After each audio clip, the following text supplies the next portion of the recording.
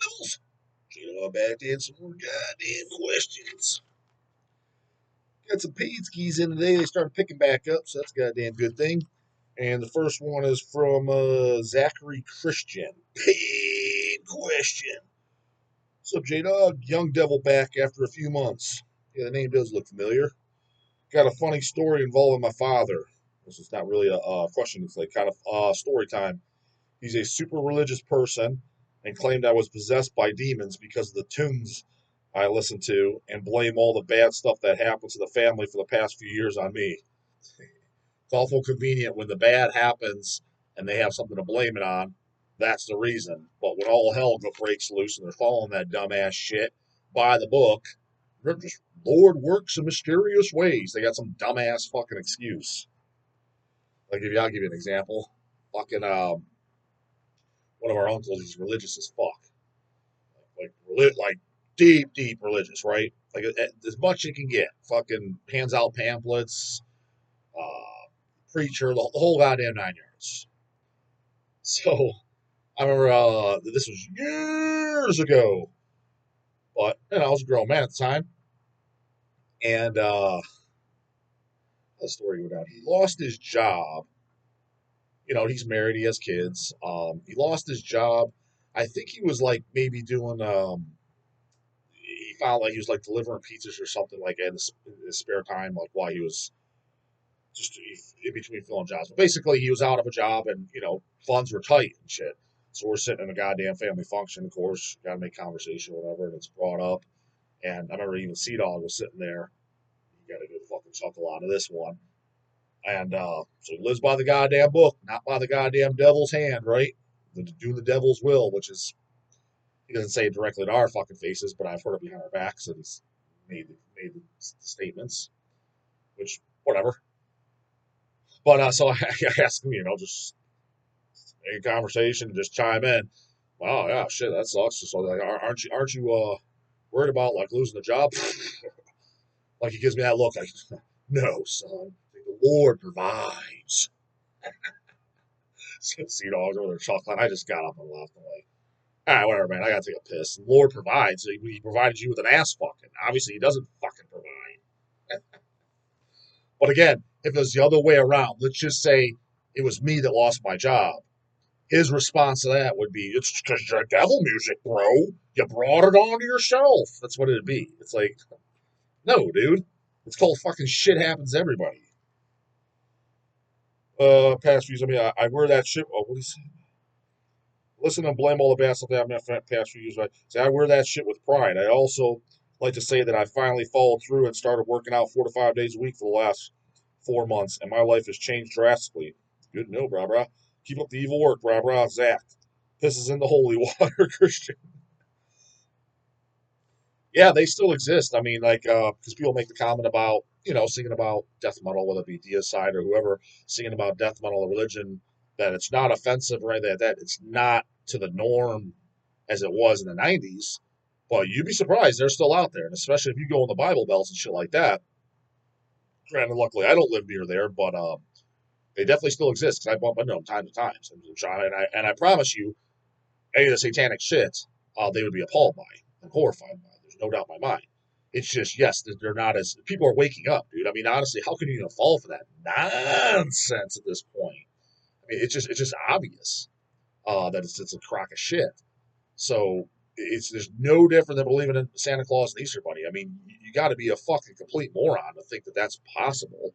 And again, I understand maybe the need or the wants to think that there's a something else out there, and I'm not saying there's nothing, but it ain't whatever that fucking ridiculous book's saying.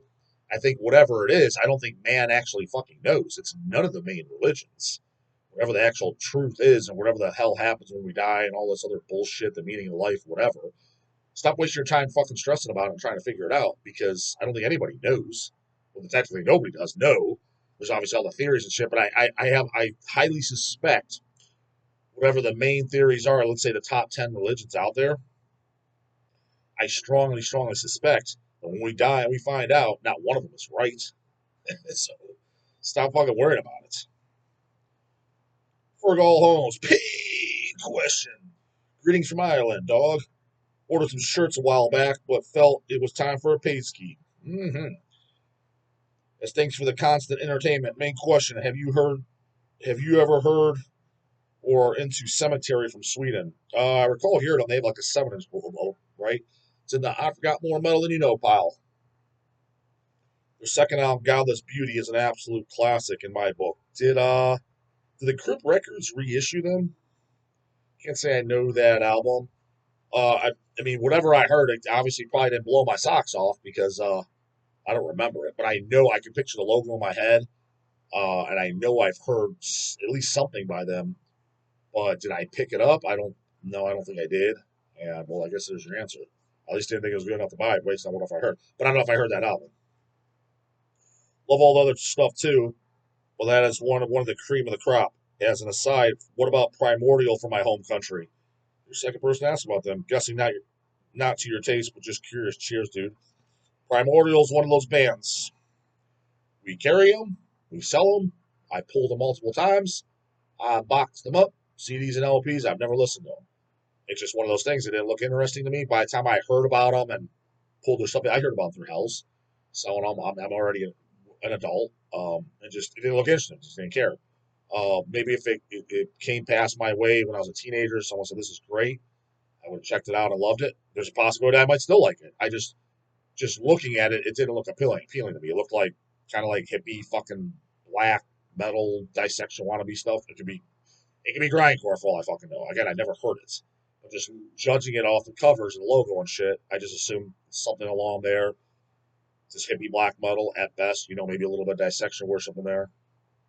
Um, so I never listened to it. Should I listen to them? Am I missing out? You're saying guessing not my taste. Already kind of tells me somewhat what I suspect that it's put it on. Like, yeah, not my thing. But I mean, they have a decent popularity. I pulled a bunch of stuff by them, so somebody's listening to them. So maybe it's not deplorable. Yeah, never listened to them. And I didn't know they're from Ireland either. I pictured them being from fucking Sweden or something like that. That part I didn't know. Daniel Carter, this is an order question. Got a channel question for you, Justin. I know you are a huge bootleg live recording fan. What is your opinion of bootleg concert DVDs? Do you own/collect any at all, or are you strictly interested in audio only? Thanks for keeping up the great work. I'm pretty much an audio guy, and I like them on vinyl. It's kind of cool to collect and commemorate. I don't mind a CD version if they sound super fucking good. Um, because the main thing is I don't really watch too much shit. Because where am I going to watch it? I'm going to watch it at home, right? Well, most of the stuff I'm ever watching, it's going to be with Elcat. She just wants to watch some goddamn ass sound fucking bootleg from, Possessed 86. Laying in bed. You don't want to watch that shit. And so there'd be very little viewing time. And the only time I really watch shit, just anything on the actual television, DVD player, anything, is when we're laying down to go to sleep. And I usually fucking fall asleep within 20 minutes anyways.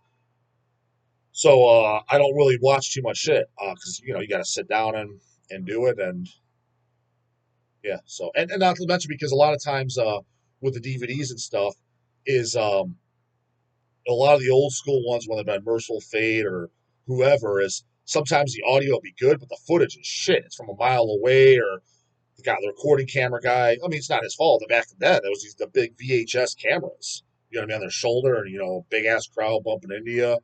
The footage would be kind of shitty. It's like, so I just want to listen to it anyways. Um, but I have peeked in and watched videos and shit on YouTube, and I'm not saying someone that collects DVD boots or VHSs. I'm not saying that's what a waste of time. I can see the interest. I absolutely can. But yeah, I mean, I like boots from a lot of the bands that I love. You know what I mean? And the bands that I collect. And especially it's cool, like when you get like a Cannibal boot or something like that from like the Chris Barnes era. I mean, I collect any Cannibal boots because it's favorite band, so I'll collect any era. But it's kind of cool when you hear something from any of the Barnes era because I didn't get to see that, and I didn't get to hear that with my own ears. So it's cool to hear those songs live and shit like that. And Merciful Fate back in the '80s. I mean, what the fuck? I mean, obviously I wasn't there to see or experience that. So it's goddamn metal history archived on vinyl. That's the way I like it. Anthony Adams, question. Hey J Dog, appreciate the time you took to respond to my last question. The gore grind recommendation of gruesome stuff relish. Thanks, brother. So could you rank your favorite songs and albums by Deicide? Well, I mean, I did the album ranking of Deicide albums. Just go watch my video.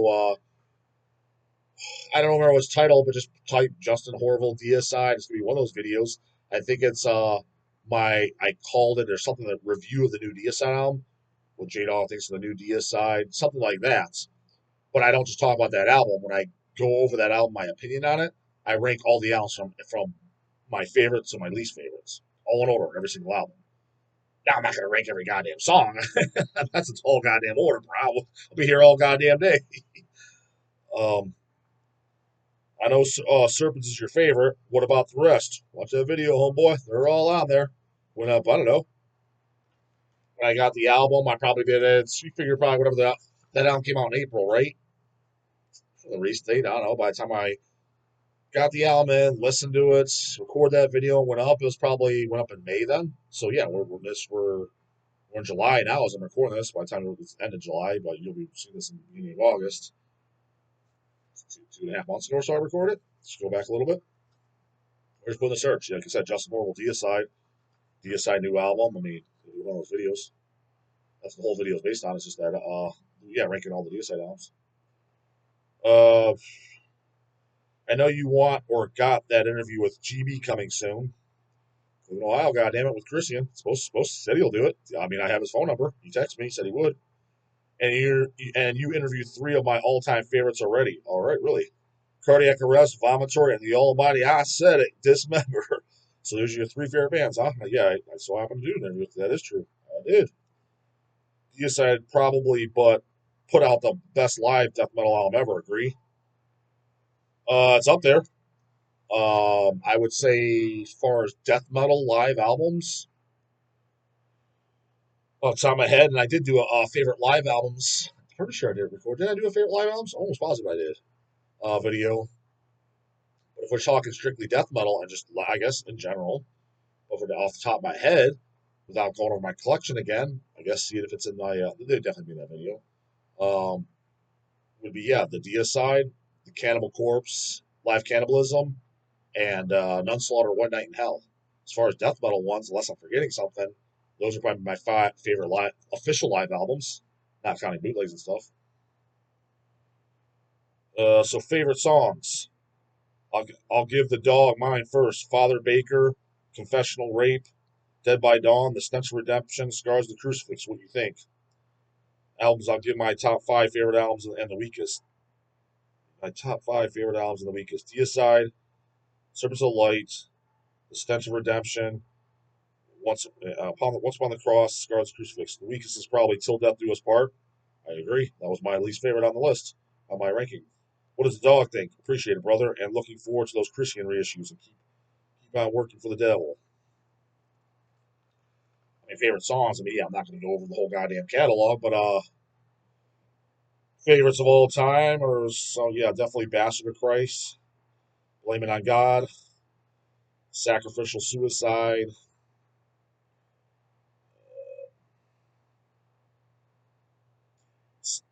Deicide. That's four right there. Off Once Upon the Cross. I really like the song Trick or Betrayed. I don't know if that's my favorite song on the album, but it might be. It's the one that's kind of like that they leave off live most of the time.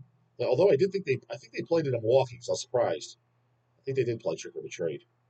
The reason why do you think, dog? It's either that or they said in the interview that they were thinking about adding it. I can't remember if they did or not.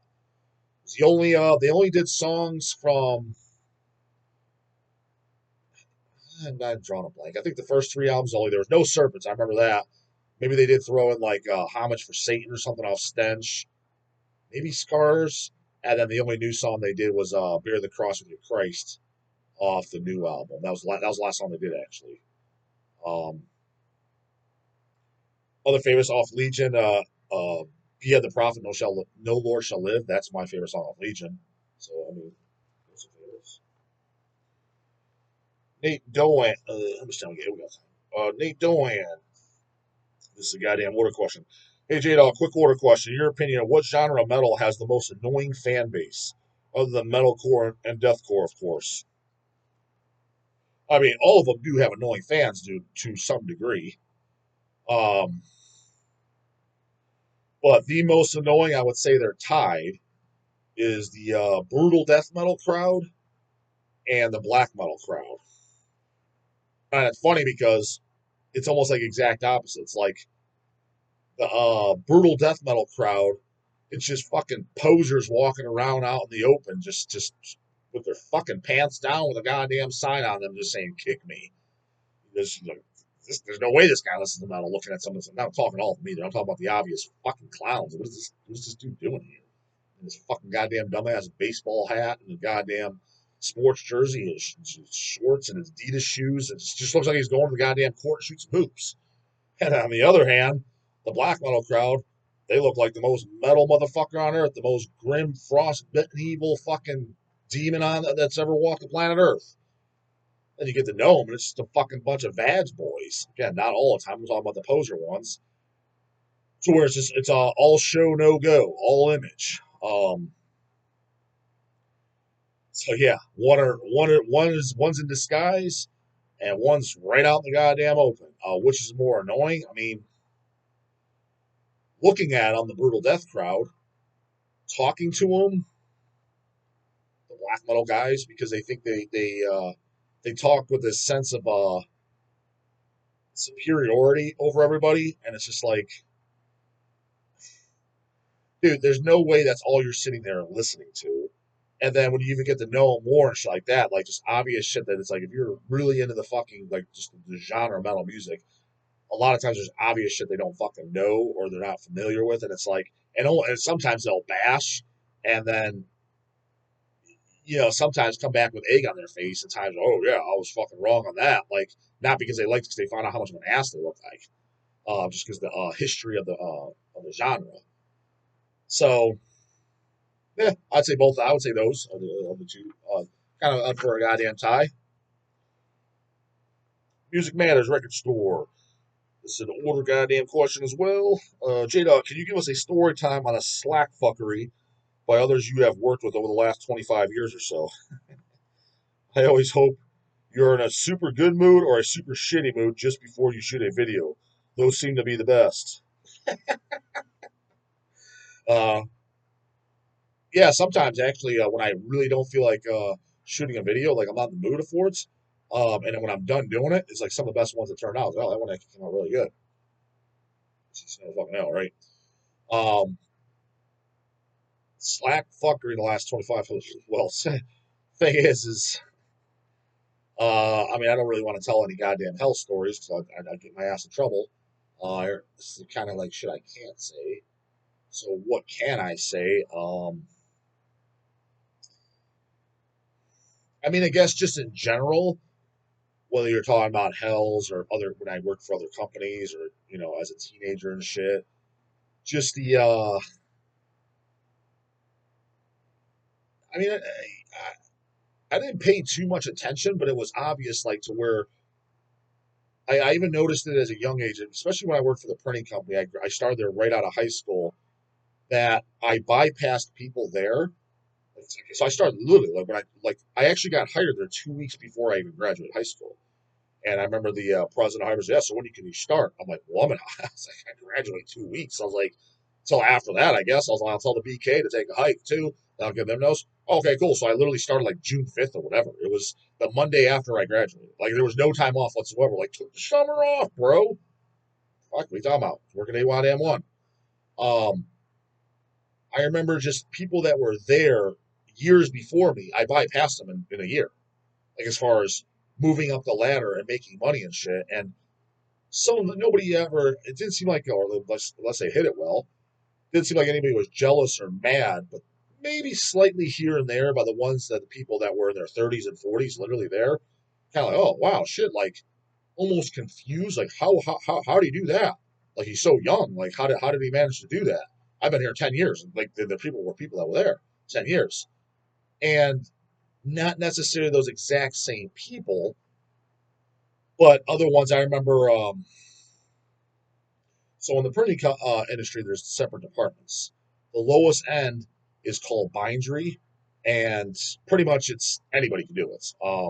It's the basic shit to where you could hire anybody off the street, train them, and they could do it. It's just manual labor. That's not super physically demanding labor, but you're on your feet, and it needs bodies to do it. So you start off like, I mean, at that time when I graduated high school, minimum wage was probably, if I remember correctly, I think it was like 6.15 an hour was minimum wage, and their starting position for bindery was 8.50 an hour. To give you an idea, be full time, 8 to 4 if you're on first shift, or 4 to 10. They do 10 to 10 hours, 4 to 2 a.m. Second shift, 4 days a week, 40 hours a week. You get medical, you get PTO after a fucking year. So it's a job, right? But it's kind of a low, and you get some raises here and there in bindery, but nothing. You're not going to make anything elaborate. If you're there for 3 or 4 years, you're probably making $10 an hour. Now it's more now. Don't get me wrong. This is back in this is literally 2003. So whatever the fucking equivalent is now to inflation. But anyway, so sometimes they would have the bindery operators go help on a more advanced machine. You have the from bindery, the next advanced would be a folder operator or a cutter operator. And those folder or cutter operators would make about, let's say, $12 an hour. In fact, I think that's maybe exactly what it was. So you figure 8.50 versus $12 an hour. They're making, $3-4 more an hour. Depends what. Maybe it started at 12. It's around there. $3-4 more an hour. Whatever the math is. And I remember one time there was one person that was there as a bindery operator, and they were put on the folder operator. Like the job was already set up and it's running. You just kind of had to keep it running because it's basically the hard work, the talent is done. It's just hours and hours of production that once the job's set up. And I'm making the comment is like, fucking bullshit. Like, why does Matt want me doing this? Like, I don't make folder operator money. Why am I doing this? And I'm just shaking my head. I'm 18 years old. I'm just like, you're so fucking stupid, dude. I was like, this is your time to learn. You get your entry in there. You want to learn everything you can, so that way you want to get it to whatever company you're working for. They need you more than you need them. So having said that, with myself, I welcomed being put on higher up machines and shit. It's like there's time, yeah, for the press machine. I was hired as a pressman, but start off in bindery. It's a long goddamn story. But they had me run. At the time, I was watching like $20 an hour machines, just like that, $22 an hour machines. I was making 8.50, $9 an hour first year. I didn't bitch. I was like, this is fucking great, because you want to. How else are you gonna learn, man? You got to start at the bottom and just kind of, okay, you're doing the easy shit on there now. Watch how the machine runs. Just get to learn the in and outs. Pay attention. And that's exactly what I did. That's just a slack fuck, lazy, piss poor fucking mentality. Get your foot in the door and then learn all you can. That way you become useful. Why do they need you? If you don't know anything, why are they going to pay you the $11 an hour if you don't even? So that way you're making the $11 an hour for the first month or 6 weeks till it takes you to learn the damn thing, and you're getting jack shit done because you don't know what the fuck you're doing. So yeah, you should be making bottom of the barrel rates. So little things like that is, and I noticed that all time and time through. Even when I was at BK and shit, people just didn't want to. That's not my job description. What do you mean, dude? I mean, if within reason, if they ask you to go up and tar the fucking roof, come on, man. I'm not a construction worker. I don't know how to do that, and that's some serious hard fucking labor. That's a little out of the goddamn question. But if it's within reason, just fucking do it. That's how you goddamn move up. And so I realized that from a teenager. So little things like that would stand out, but never like one scenario story can I say, because I kind of like always just stuck to myself and mind my own goddamn business. But it was obvious as to why. Usually, when most people are where they are in life, you almost always, unless it was just somebody that's got really, really shit handed to them. And what I mean by that is out of your control. Like you got in a car wreck, you lost your leg, or you were diagnosed with cancer, things that you had no control over that were thrown at you. Okay, yeah, blame it on God, motherfucker. He threw you a fucking shit stick for sure. He raped you in the ass and kicked you while you're down. No doubt about it. But most people, when I see where they're in the position in their life, you look at their life decisions, you're like, it makes fucking sense, dude. I can predict this a mile away. Like in all honesty, not to rip at anybody. There's probably at least 100 people watching this in this category. Do what you want, not me talking shit. But let's just be real for a minute. If you're 18 years old and you're having a kid, how successful do you think you're going to be out in life? Not saying some do. It's possible, but you made it significantly more difficult. You just got out of high school. You're going to be working a job that's like, cause say you had to go to college or a trade or learn something. You need time to do that. Get yourself established first. Get your own place. Get your own money up. Then you do that. Now you already got somebody else another mouth to feed. A dog. Pay for daycare. Find someone to find this. Like you put yourself at a significant disadvantage. Again, do what you want. I don't care. I'm not mad at you. I don't dislike you. Not saying we can't be buds. But when you see them and they're 40 years old and they're still kind of like struggling to get by, it's like, because you made your own bed. You set yourself up for that, man. I mean, that should have been kind of fucking obvious. Like, I was 16 and knew not to do that. Like, I just knew. Like, that's a no. Matter of fact, I always said, I remember saying at 16, 17, 18 years old, I don't want to ever have kids, don't want to have kids. But I was like, if I ever do, I was like, I refuse, absolutely refuse to have them any earlier than the age of 30 years old. I was like, that is the absolute earliest to have them, in my opinion. Why? Because by 30, you're officially an adult. You should have your career or whatever you're doing established. All right. And if you're not, you're kind of fucking around. I mean, because in all honesty, if you're going to school to be a goddamn doctor, that's 9 years. You started out of high school, which I sure as hope you did, with fucking pussyfooting around for. Nine plus eight, that's 27. 27, you're out of goddamn medical school, you're done. 3 years, surely you have a job. You're now a goddamn doctor. So if you're 30 years old, you're still working at a bar making $10 an hour. What the fuck are you doing, man? You're out there shucking and jiving. I don't know what the fuck to tell you. That's on you, dude. So yeah, most people set themselves up for when you look at it.